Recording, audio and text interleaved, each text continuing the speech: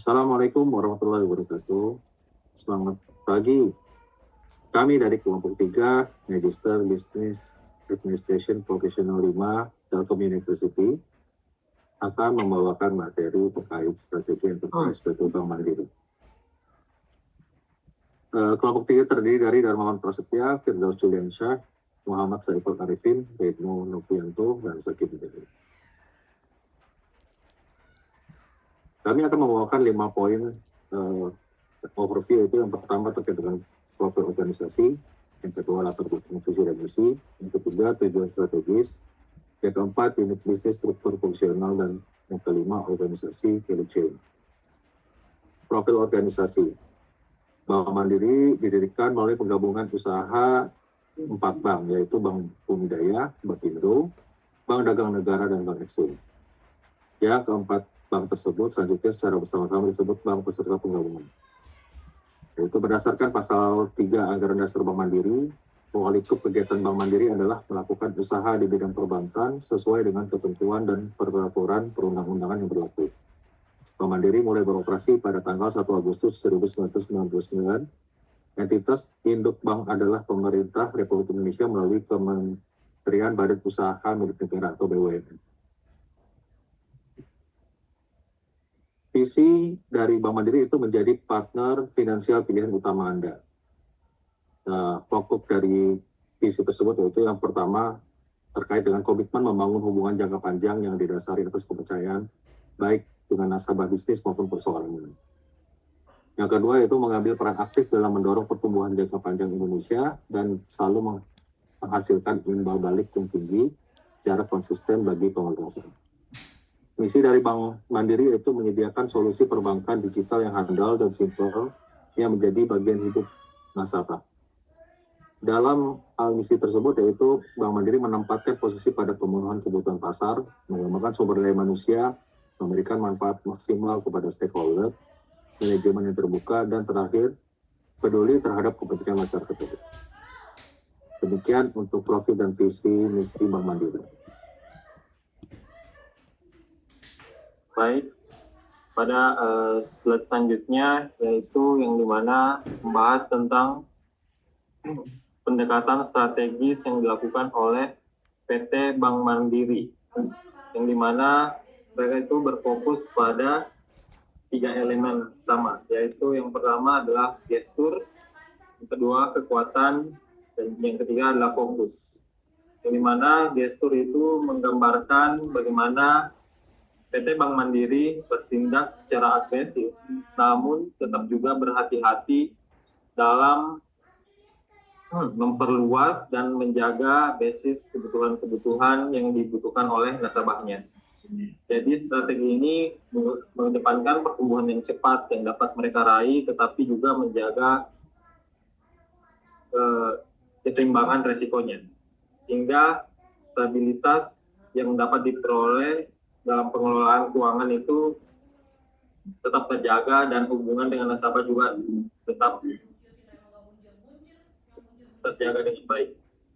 Pada bagian kedua yaitu kekuatan, Bank Mandiri menyoroti beberapa keunggulan utamanya seperti wholesale banking, rantai nilai atau value chain, dan pengelolaan likuiditas.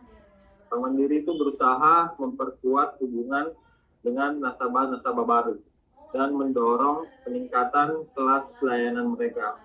Di sini Bank Mandiri menegaskan komitmennya untuk menjaga sebagai mitra finansial yang tetap andal gitu bagi nasabah dan individu, dengan fokus pada pertumbuhan hubungan yang dimana mereka dapat saling menguntungkan.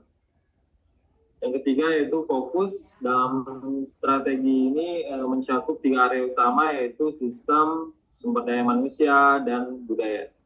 PT Bank Mandiri itu terus berinvestasi dalam transformasi digital dan peningkatan sistem perbankannya untuk memberikan layanan yang lebih baik lagi. Di sisi lain, pengembangan kemampuan karyawan dan transformasi budaya kerja diarahkan untuk membangun pola pikir bisnis yang dapat berinovasi dan beradaptasi terhadap perubahan yang ada.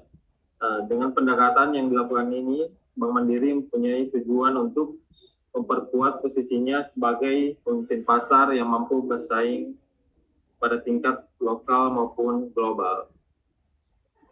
Slide selanjutnya.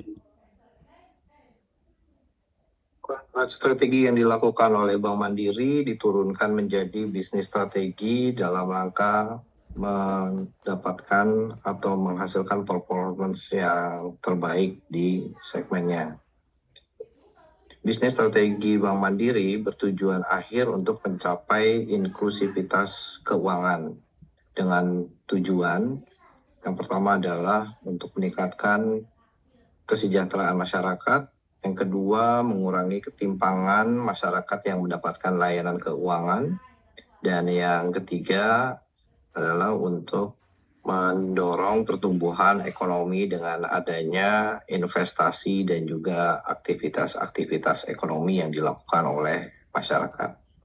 Bank Mandiri memastikan tersedianya akses, produk, dan layanan keuangan yang disesuaikan dengan kebutuhan dan kemampuan masyarakat, khususnya yang termasuk dalam kriteria prioritas yang ditetapkan oleh pemerintah, yaitu pertama komunitas berpenghasilan rendah, yang kedua komunitas kelas menengah ke bawah, yang ketiga kelompok dengan pendapatan tidak tetap dan rendah, yang keempat masyarakat yang tinggal di daerah terpencil, penyandang cacat, yang kelima pekerja tanpa dokumen identitas resmi, komunitas pedesaan dan pinggiran kota, dan yang terakhir adalah daerah dengan akses terbatas terhadap jaringan keuangan formal karena kendala geografis, populasi yang tersebar, dan rendahnya literasi keuangan. Untuk mengimplementasikan bisnis strategi ini, Mandiri mengambil langkah menerapkan dua services, yaitu konvensional dan digital services. Konvensional services berfokus pada customer touch point dan hal-hal yang bersentuhan langsung dengan masyarakat, antara lain dengan kantor-kantor cabang, implementasi atau penyebaran ATM, dan EDC, dan juga layanan lain yang dapat dirasakan langsung.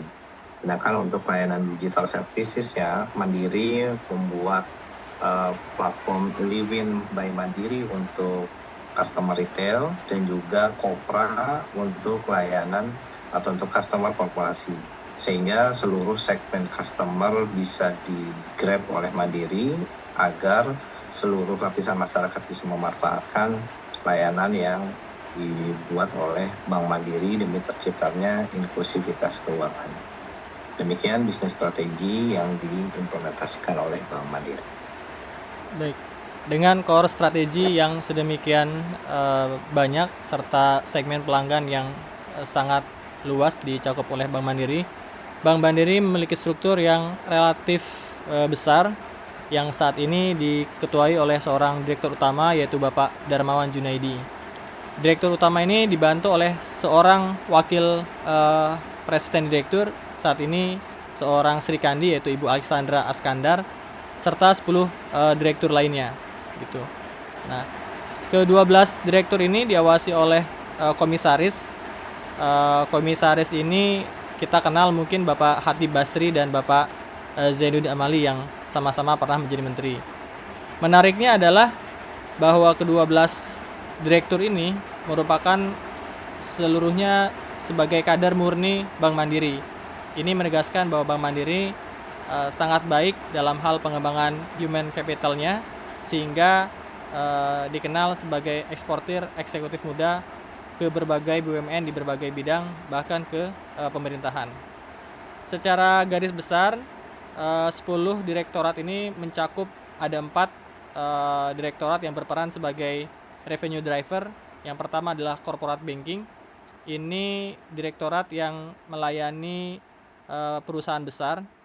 Kemudian yang kedua, commercial banking.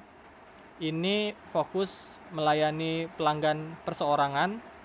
Lalu yang ketiga ada treasury and international banking. Ini fokus di layanan internasional. Yang terakhir yang tidak kalah penting adalah network and retail banking. Ini fokus kepada UMKM, penyaluran mikro ya. Nah, 4 driver revenue ini ditopang dengan 2 direktorat operation, baik itu operation itu sendiri maupun information technology. Itu sebabnya Bank Mandiri kita kenal sangat handal, selama 24 jam jarang sekali mengalami gangguan. Karena secara IT maupun operation sangat kuat. Terlebih Bank Mandiri fokus terhadap digital banking. Kita tahu ada aplikasi Livin dan Kopra. Di luar itu tentu saja ada sistem supportnya, baik itu Direktorat Institutional Relation, kemudian Risk Management, ada Human Capital, dan terakhir Financial Strategy, yang di dalamnya mengurusi Corporate Transformation. Banyak yang bilang bahwa struktur Bank Mandiri ini sangat gemuk, tetapi dengan aset atau valuasi sebesar 2.174 triliun, tentu saja pantas sebagai bank terbesar di Indonesia untuk memiliki struktur yang luas gitu. Sehingga secara produktivitas masih sangat baik dengan laba tahunannya 55 triliun. Selanjutnya dari sisi value chain, silakan. Ya, terima kasih Mas Zaki. Kemudian ini selanjutnya berbicara dengan value chain organisasi. Nah, menurut artikel yang diutarakan oleh Naimi Sadik dalam judulnya Digital Transformation in the Value Chain Disruption of Banking Service, di sini kita berbeda dengan infrastruktur. Untuk bidang jasa, kita itu tidak ada namanya proses lini inbound dan outbound, tetapi kita bagaimana menjadi layanan terbaik gitu untuk ke nasabah. Nah, dalam hal ini untuk bagian value chain organisasi ini terdiri dari 2 sektor utama dan pendukung. Nah, yang utama di sini ada teknologi development, ada IT, kemudian ada human resource atau human capital, dan juga infrastruktur untuk perusahaannya. Dan juga untuk risk management adalah jembatan antara pendukung dan utama. Nah, untuk pendukungnya ini sendiri ada marketing, ada sales, ada produk, dan transaction. Dalam hal sederhana ini dari value chain organisasi ini lahir ekosistem yang membuat nasabah ini tertarik dan juga nyaman menggunakan layanan jasa perbankan di Bank Mandiri. Mulai dari Kopra dan juga Livin yang disampaikan oleh rekan-rekan. Nah, dari lahirnya ekosistem ini, kita menjadi Bank Mandiri menjadi market leader dalam bisnis musel. Kemudian juga kita menggunakan ekosistem unik dan captive ya untuk kita meningkatkan valuasi. Kemudian ada ekosistem retail yang kuat, juga perusahaan-perusahaan juga memakai Bank Mandiri sebagai cash manajemennya. Kemudian juga kita ada ESG-nya juga, environment, social and government, dan juga kita tujuannya juga untuk melangkah ke ekosistem yang lebih terbuka dari visi dan misi sekarang. Nah, mungkin demikian presentasi dari kelompok kami. Semoga presentasi ini bermanfaat bagi kita semua.